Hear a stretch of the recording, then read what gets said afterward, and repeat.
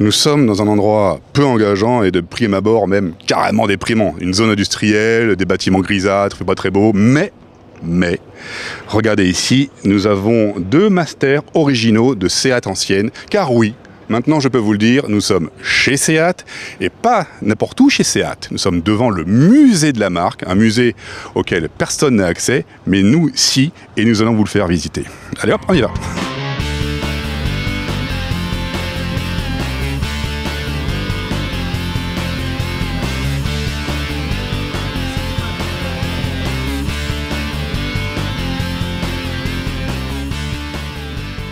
L'ambiance ici est absolument extraordinaire car se trouvent près de 300 voitures anciennes, toutes dans des états exceptionnels, restaurées méticuleusement et certaines n'existent qu'à 1 ou 2 exemplaires. Beaucoup de gens croient que Seat, ce sont juste des Fiat rebadgés ou des Volkswagen recarrossés. La vérité est un peu plus complexe que ça. À la fin des années 40, le gouvernement Franco a eu envie de se doter d'une industrie automobile, histoire d'offrir à son peuple de quoi se motoriser. Et pour ce faire, sachant que les ressources en Espagne étaient très pauvres, il s'est adressé à des spécialistes de l'automobile, de très grandes séries, Fiat et Volkswagen. Le choix s'est fait en dernier lieu pour Fiat. Pourquoi? Parce que la marque italienne possédait déjà des usines en Espagne et aussi parce qu'il y avait une proximité culturelle. Effectivement, aller de Barcelone jusqu'à la côte italienne en bateau, c'est assez rapide. Donc fonctionnellement aussi, c'était bien. Et la marque a été fondée en 1950, ce qui fait déjà 73 ans. Et le premier modèle produit est sorti en 1953. En fait, là, oui, c'est une Fiat 1400 rebadgée avec un logo donc Seat. Mais il y a d'autres modèles plus spécifiques que nous vous ferons découvrir peu après.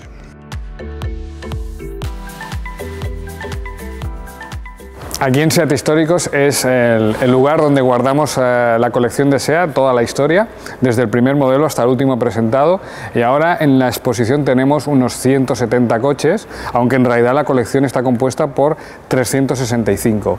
El primero, de 1953, que este año es su 70 aniversario, fue el Seat 1400, y para ponernos un poco en la perspectiva de esa época, pues el primer año de fabricación del coche, con 925 empleados en Seat, fuimos capaces de producir una media de 5 coches al día.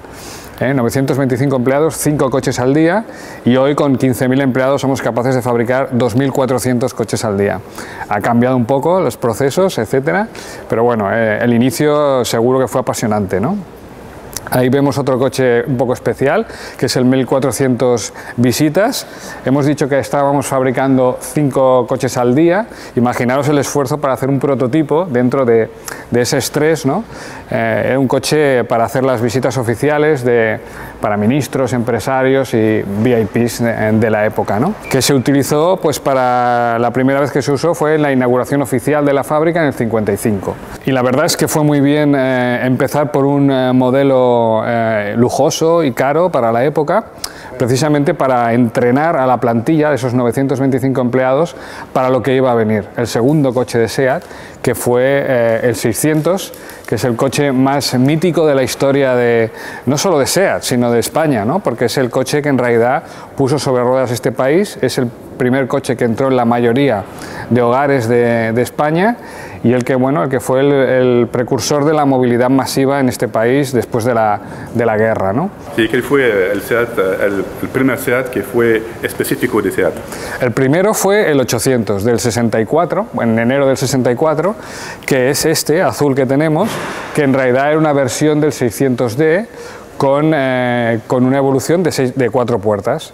En realidad es un coche que se fabricaba en zona franca, aquí en la fábrica, y cuando la carrocería se extraía se llevaba a un proveedor que teníamos a unos 30 kilómetros de aquí, y ahí cortaban la plataforma, alargaban 18 centímetros, montaban el techo nuevo, las 4 puertas, y entonces regresaba y se volvía a introducir en la línea de montaje aquí en zona franca. Ah, de acuerdo.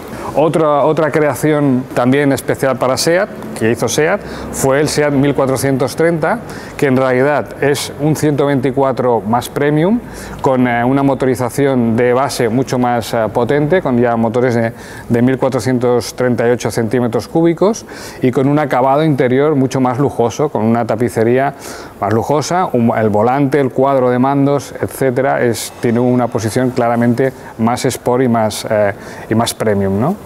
Tenemos la berlina y la versión familiar, la versión Break. Ahí también tenemos uno de los coches, una de las joyas de la colección, que es el SEAT 1 Millón fabricado. Cuando estaba a punto de fabricarse este coche, la dirección de la compañía decidió pues sortearlo entre los empleados de SEAT, ¿no? Entonces resulta que el coche le tocó a un chico que justo se acababa de casar, que no tenía carnet de conducir y que todavía vivía con sus padres, aunque se hubiera casado, vivía en una habitación con sus padres. La situación era un poco precaria económicamente. Entonces, en realidad esto era un coche bastante lujoso en la época y es verdad que él, aunque SEAT le regalaba el coche, debía asumir el impuesto de lujo, que era como el IVA de ahora. Entonces, claro, eso eran demasiados inconvenientes y al final, después de un mes de estar viendo el coche cada día, decidió pues cambiar el coche por un cheque. Y gracias a ese dinero pues empezó su vida personal, ¿no? La hipoteca, el piso, etcétera, ¿no? Y gracias a eso pues nosotros tenemos el coche al final se guardó y está aquí en la colección. Es una de las pequeñas historias que forman parte de esta compañía, ¿no? Vale. ¿En cuál año fue fabricado? En el 69. 69, okay. En julio del 69. El 124 Sport 1600 aquí en España fue uno de los iconos más importantes deportivos de los años 70. Es un coche de 1970 y tiene unas características dinámicas muy interesantes, ¿no? Lleva un motor biárbol 1600 de 110 caballos con 4 carburadores, tracción trasera, pero para mí lo más interesante es el balance que tiene, que es 52% de peso delante y 48% detrás, con lo cual es un coche bastante bueno a la hora de dinámica, ¿no? Parce qu'elle a un avant qui n'est pas du tout celui de l'italienne, vale. C'est la D spéciale. Sí. Es el D especial. Sí. ¿Cómo te dices? El delante es... Sí, el frontal. El frontal es específico de SEAT. Sí, sí. No existe fabricada por Fiat. Sí, este coche tiene una historia que no conoce mucha gente, ¿no? En realidad es la última versión, el último facelift del 124, el D especial, con este frontal especial para los últimos SEAT 124s, y en realidad lo que pasó aquí es que en 1975 nosotros presentamos el 131, que es el que sustituía al 124. Pero en ese momento hubo una crisis y Audi, que tenía una fábrica en Pamplona, se fue, y entonces el Instituto Nacional de Industria adjudicó la fábrica de Pamplona a SEAT, porque claro, somos los que sabemos hacer coches, ¿no?, en España. Entonces nos quedamos la fábrica de Pamplona y para mantener la plantilla, los empleados y toda la estructura de la fábrica, decidimos estirar la producción del 124. Por lo tanto, hicimos este frontal diferente y el interior también un poco diferente y algunas versiones para poder mantener la plantilla al mismo tiempo que teníamos. O sea, es curioso porque habían dos coches que uno sustituía al otro, pero convivieron casi 5 años. Y eso es solo por mantener la fábrica de Pamplona, Landaven, que hoy en la actualidad están fabricando el Polo de Volkswagen. Okay. Pero esto es más potente que... Esta es una de las versiones más especiales, sí, dentro del 124 especial, que es el 2000, es el 124 2000, y en realidad solo se fabricaron 857 unidades, todas del mismo color, de este color rojo, porque era para la homologación de los coches de rally. Por eso se tenían que fabricar más de 500, se fabricaron 857, y en realidad es complicado ver estos coches como este, en estado original, porque todos se usaron en rallies y al final han acabado todos bastante mal, ¿no? Entonces, verlo con sus llantas originales, con el interior, etcétera, es muy bonito, ¿no? Sí. Bueno, ahí tenemos los 850, toda la familia de los 850. Tenemos el 2 puertas, el 4 puertas, en este caso es un especial lujo, Hay que decir que el cuatro puertas es otra creación de SEAT. Fiat no hizo nunca el cuatro puertas, fue un invento de SEAT. Y es un especial lujo, especial es porque montábamos el motor del coupé, una cosa que hoy también se suele hacer en una berlina, equiparlo con motorizaciones de los deportivos, ¿no? Y conseguir así versiones un poquito más atractivas, ¿no? Y lujo, pues porque lleva una tapicería un poco más lujosa, el volante y el cuadro del coupé, o sea, dándole a una berlina pequeña, dándole un aspecto mucho más deportivo, ¿no? El coupé es, bueno, es uno de los coches más bonitos de la historia, ¿no? De SEAT, porque bueno, tiene una línea muy coupé, muy de los 60, muy auténtica. Y el Spider también es otro coche de colección, porque en realidad solo se fabricaron 1447 o algo así, y es un coche que es el único coche en la historia de SEAT que hemos tenido en la gama, que hemos vendido en nuestros concesionarios, y por tanto con esa producción tan reducida pues es un coche interesante para los coleccionistas, ¿no? Sí, el 133 es otra creación de SEAT que se lanzó en 1974, y en realidad el objetivo de este coche era sustituir al 600. Eso es imposible, no se puede sustituir al 600, es imposible. Entonces, bueno, se creó este coche muy económico, era muy económico, equipó a muchas autoescuelas, por ejemplo, pero todavía llevaba la arquitectura clásica de motor y tracción trasera, con lo cual, bueno, era un coche que nació un poco fuera de su tiempo, ¿no? Pero bueno, el objetivo era que fuera económico y que fuera fácil, ¿no?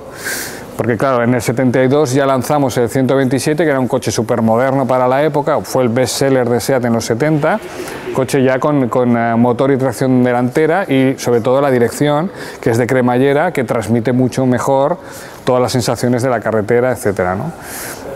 El 127. El 127 cuatro puertas, también es otra creación de SEAT, e incluso el tres puertas. El 127 es el único modelo que tenemos que tiene dos puertas, tres puertas, cuatro puertas y cinco puertas. Puedes cogerlo con portón trasero o con puerta maletero, ¿no? El Bocanegra es el SEAT 1200 Sport, y esto fue una iniciativa espectacular, a mi modo de ver. Fue el primer proyecto que se hizo desde el nuevo centro técnico de Martorell en SEAT. Y consistía básicamente en utilizar la plataforma del 127 y montar el motor del 124, pero de forma transversal, el motor 1200 al inicio, y más tarde apareció el 1430, ¿no? Con una carrocería claramente deportiva coupé, una carrocería que se hacía en un proveedor que teníamos en Tarrasa, cerca de Martorell, donde en realidad el inicio, Alessandro Sessano fue el diseñador del coche. Italiano.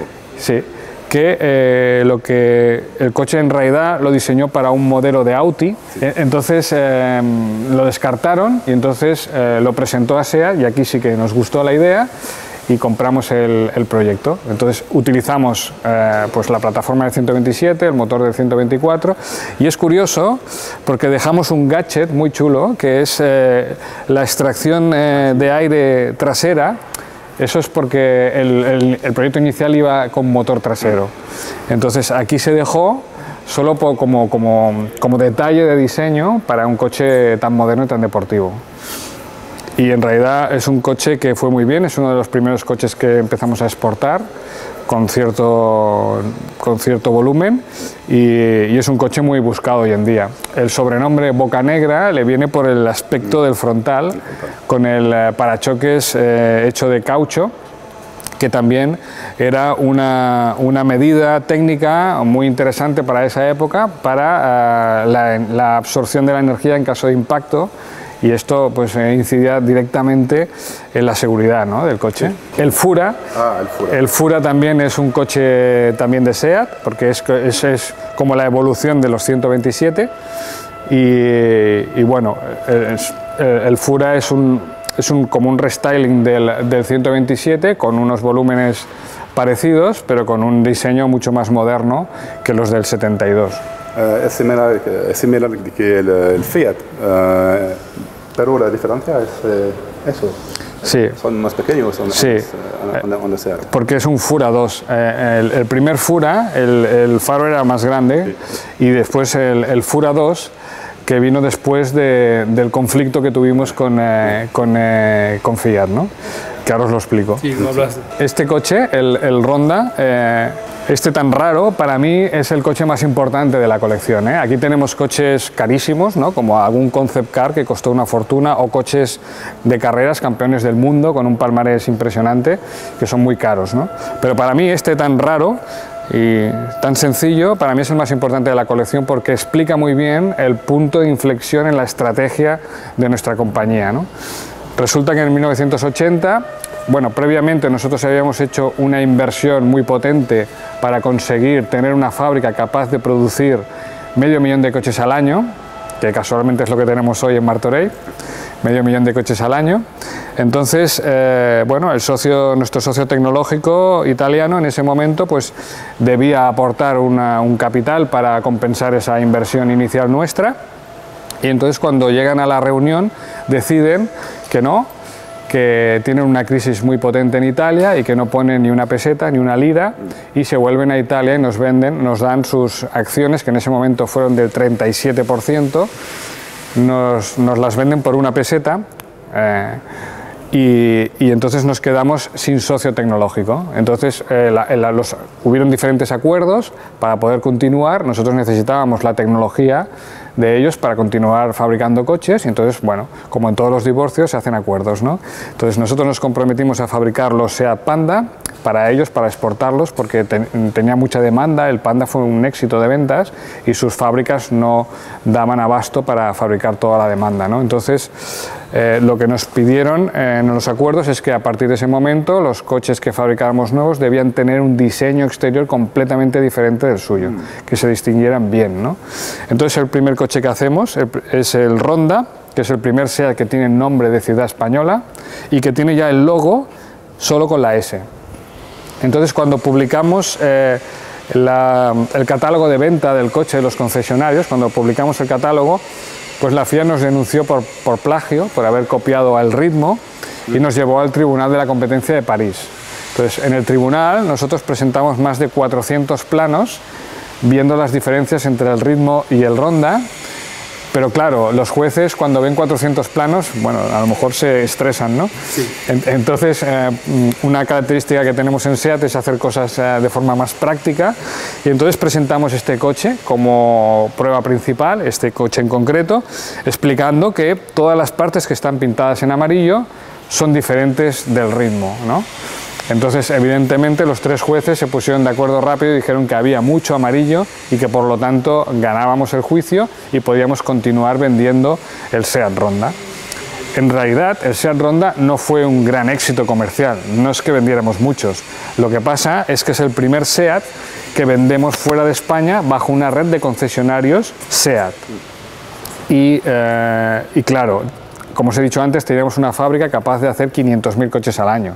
Entonces necesitábamos abrir mercado para poder dar cobertura a la fábrica. Hoy en 2023, tenemos una fábrica de 500.000 coches año y el 82% de coches que fabricamos son para exportar. Por tanto, este coche explica muy bien el punto de inflexión donde la estrategia de nuestra compañía pasa de tener una visión más local a tener una visión mucho más internacional y abrir mercados todo lo que se pueda, ¿no? El Papamóvil es otra de las joyas que tenemos en la colección. Bueno, no todas las marcas pueden presumir de tener un papamóvil, ¿no? Y mucho menos uno como este. La historia de este coche es que se utilizó en la visita de Juan Pablo II en el 82, en la visita a España, la visita oficial. Y la historia es un poco, pues bueno, que cuando vino la comisión del Vaticano a chequear, a verificar que todas las rutas estaban correctas y todo funcionaba bien, se dieron cuenta que el coche oficial del Vaticano, que en ese momento era un Range Rover, pues no pasaba por la puerta de acceso al Camp Nou y al Santiago Bernabéu, los estadios de fútbol de Barcelona y Madrid, donde el Papa tenía que hacer unas acciones, ¿no? Unos actos, ¿no? Entonces, claro, llamaron a las autoridades, como en ese momento éramos una empresa de Lini pública, pues nos hicieron este encargo. Y bueno, la gracia es que el coche se hizo en 2 semanas. Solo en 2 semanas se consiguió tener el coche listo para cubrir ese trabajo de llevar a su santidad a los dos estadios, ¿no? Y es un coche que, bueno, que para mí tiene mucho sentido que el máximo representante de la Iglesia Católica pues vaya subido en el coche más modesto que existe de la historia, que es un Panda, ¿no? Entonces ya llegamos al Ibiza, 1984, los 80, ¿eh? Y en este caso pues tenemos, francamente es una joya porque es el primer Ibiza fabricado, el Bastidor 1. Y bueno, en esta época no teníamos socio tecnológico, por lo tanto, para desarrollar el Ibiza contamos con la colaboración de tres grandes colaboradores, tres grandes partners, que todavía hoy están vinculados al grupo Volkswagen, que fueron Giugiaro para el diseño exterior del coche, Karmann para el diseño interior y la industrialización del coche en las líneas, y Porsche para el desarrollo del motor. ¿Todo el motor? Sí, todo el motor. Lo único que le pedimos a Porsche es que mantuviera las cotas, la distancia entre los cilindros, entre los 4 cilindros. Por eso necesitábamos un motor 1.5 y otro 1.2. ¿Por qué?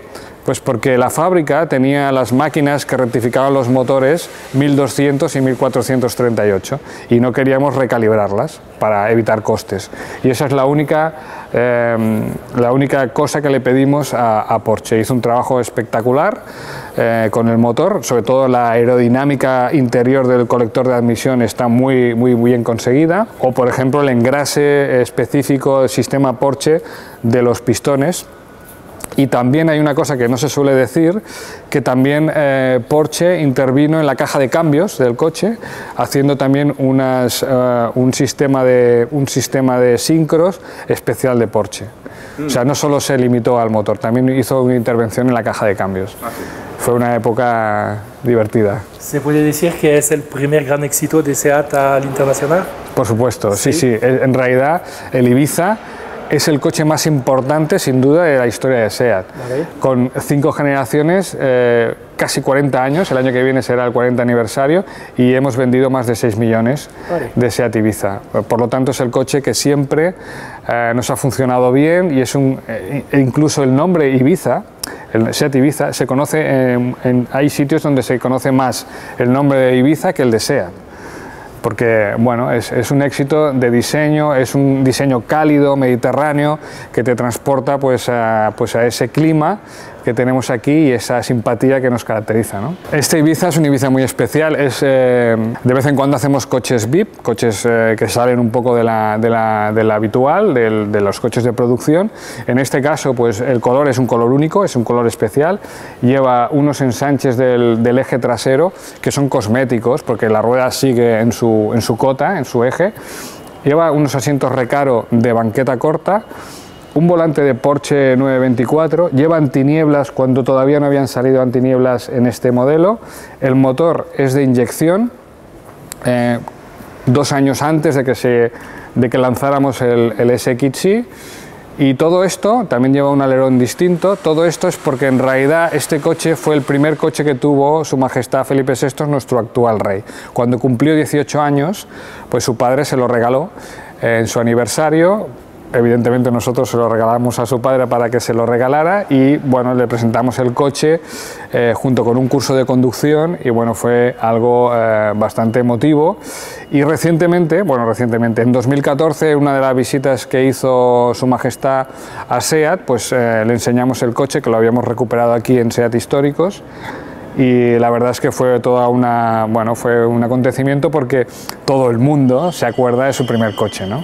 Aquí tenemos otra cosa curiosa, que es el Ibiza Cabrio. El Ibiza Cabrio, en realidad solo se fabricaron 2 unidades y es un prototipo que se presentó en el Salón de Barcelona del 86 y no pasó de ahí. Sabéis que los cabriolets son complicados de fabricar porque normalmente son deficitarios y cuesta mucho que salgan los números. Pero bueno, es un ensayo y me parece bastante bonito, y lástima que no se pudo llevar a la serie. El primer coche que hicimos, junto con el grupo, ya dentro del grupo Volkswagen, fue el SEAT Toledo. Y en este caso, este es una unidad muy especial, muy especial, es el Toledo Podium. Solo se fabricaron 24 unidades, solo 24 unidades, Es un coche especial porque tiene, como veis, tapicería de piel, de lujo, volante de madera noble, pintado con 2 colores, muy importante, equipado con fax y teléfono móvil. Al inicio de los 90, al inicio de los 90, tener fax en el coche era tremendo, ¿no? Y eso fue porque en realidad nosotros éramos sponsor principal de los Juegos Olímpicos de Barcelona 92, ¿os acordáis? Y por lo tanto decidimos hacer esta versión especial para regalársela a los medallistas españoles, que subieron 22 medallas y los otros 2 coches los tenemos aquí en la colección. Esto es el Córdoba, que el Córdoba es un Ibiza 3 volúmenes, sí. Coche que tuvo mucho éxito en los 90 y en los 2000. Aquí tenemos organizada ahora la marca Cupra. Desde que tenemos la marca Cupra en SEAT, pues hemos agrupado los SEAT Cupra aquí y luego ya llegaremos a los Cupra con el nombre propio, ¿no? El primer Ibiza Cupra, el primer Cupra fue el Ibiza que se presentó en el Salón de París de 1996 y ahí podéis ver claramente de dónde viene el acrónimo Cupra, de Cup Racing, y esto se hizo como un tributo al Ibiza Kit Car, que ahora veremos allí, que estaba a punto de ganar el Campeonato del Mundo de Rallys de F2, de 2 ruedas motrices y motor atmosférico, 2 litros. Entonces se hizo una versión un poco más deportiva del Ibiza, no muy extrema, pero suficientemente atractiva, y se le puso ese apellido, Cup Racing, Cupra, que como sabéis hoy es una marca y es una marca muy potente y muy importante para nosotros, ¿no? Este es una versión especial, es un Ibiza Cupra R que se acababa de fabricar en SEAT Sport, en el departamento de carreras de SEAT, y es del año 2000, solo se fabricaron 200 unidades, tiene 180 caballos, en el año 2000 180 caballos, y con una suspensión y unos frenos especiales y un interior también con los logos de SEAT Sport, los cinturones rojos y bueno, un acabado muy espectacular, ¿no? Para el año 2000. Incluso llegamos a hacer una versión del Córdoba Cupra. El Córdoba Cupra, que es muy curioso, ¿no? Pero que también era un coche que tuvo mucho éxito, ¿no? Únicamente con la carrocería coupé. Sí, solo con la coupé, que en este caso se llamaban SX. Los Córdoba SX eran los 2 puertas coupé. Este también es interesante porque es una versión del Ibiza 4 Cupra, donde se hizo también un tributo, un homenaje al Bocanegra, con el parachoques similar, pintado del mismo estilo. El primer León Cupra, que en este caso tenía un carácter más, digamos, más tranquilo que lo que conocemos hoy como carácter Cupra, porque llevaba el motor V6 de 204 caballos, tracción total, y bueno, no tenía el nervio que tenemos hoy, pero el sonido del V6 es espectacular. Es un coche que funciona muy bien, es muy confortable y bueno, iba muy bien. Como que queríamos cambiar un poco eso y ir un poco más allá, radicalizar un poco el coche, pues inventamos el Cupra R, que es este ya lleva un motor de 4 cilindros, 2 litros, turbo de 220 caballos al inicio. Este es el León Cupra que hizo el récord de vuelta rápida en Nürburgring en 2014, que bajó el récord en menos de 8 minutos, y eso es espectacular teniendo en cuenta un coche de 2 ruedas motrices, tracción delantera, ¿no? Este también hizo el récord en la categoría de coche familiar, es el mismo pero familiar, en break. Ahí tenemos un coche muy interesante que es el Toledo eléctrico olímpico. Es un coche que se hizo, como os he dicho antes, éramos sponsor principal de los Juegos Olímpicos de Barcelona 92, entonces el coche tiene 31 años ya, y lo que pasó aquí es que el reglamento de atletismo dice que la prueba de maratón, el vehículo que abre debe ser emisiones cero, y eso fue la excusa perfecta para inventar el primer coche eléctrico de SEAT. Tenía autonomía de 50 kilómetros justo para la maratón. Aquí tenemos un coche también estrella de la colección, un campeón del mundo de marcas y de pilotos en 2008, 2009, 2008. En 2008 ganamos el Mundial de Turismos con el León TDI y con Iván Müller, que fue un auténtico monstruo en el Mundial. Y bueno, estamos súper orgullosos y por eso lucimos aquí sus colores en la colección. Y ya os digo, 2 años seguidos ganando el Campeonato del Mundo de Turismos en marcas y pilotos. Esto es un SEAT, se llama SEAT Cupra GT, y este coche nació como concept car, por eso es el último que hemos restaurado, por eso lo hemos dejado como se presentó en el Salón de Barcelona en 2003. Entonces el coche era un concept car que acabó siendo un coche de carreras y participó en el Campeonato de España de GTs, pero al final lo hemos restaurado, lo hemos dejado como el primer día que salió en el Salón de Barcelona. En realidad es un concept car que lleva un motor de 10 cilindros y 500 caballos. Ahí veis el IBL, que es un coche de 2011, un prototipo de 2011, el IBE, que fue el primer concept car. El primer concept car que hicimos eléctrico, full eléctrico. El Tribu, que es de 2007, aquí se puede ver claramente cómo teníamos una intención en 2007 ya para ir hacia este tipo de vehículos, los SUV, que ahora están tan de moda y que ahora realmente es impresionante el mercado cómo atrae a la gente a comprar este tipo de coches, ¿no? Los SUV, porque tienen unas cualidades interesantes, ¿no? Al otro lado vemos los coches de carreras, participamos en el Mundial de Rallys, en el World Rally Car participamos del año 98 al 2000, y esto sí que me gustaría explicar que son campeones del mundo en 96, 97 y 98 en F2, 2 ruedas motrices, 2 litros atmosférico.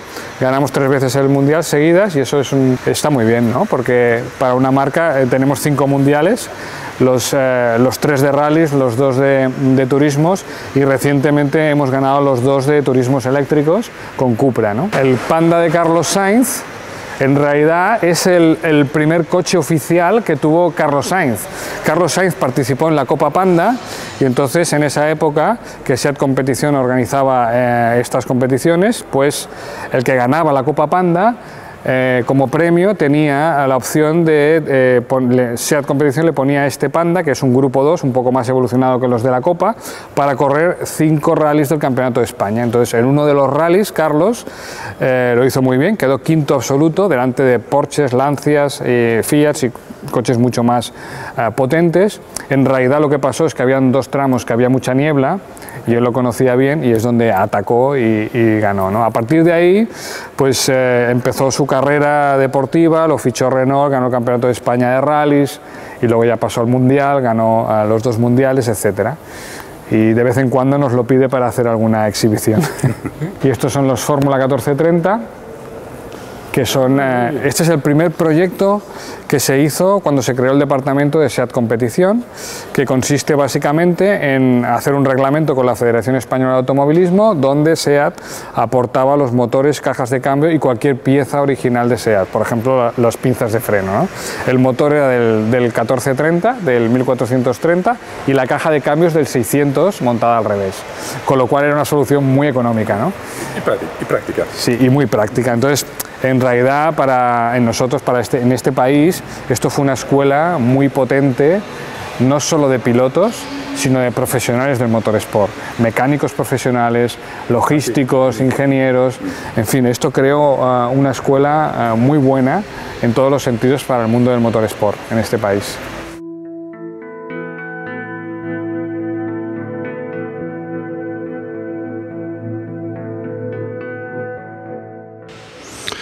Je touche du doigt l'histoire de SEAT. Enfin, je plaisante, mais ici, c'est l'endroit le plus magique du musée, peut-être le plus émouvant, parce que ce sont les réserves. C'est là qu'on trouve des voitures non restaurées, des voitures extrêmement rares, qui vont bientôt être remises à neuf. Mais moi, je les préfère peut-être presque comme ça, parce que voilà, c'est l'histoire de la marque, on la touche, on la palpe, on la sent. Et moi, franchement, je suis vraiment ému.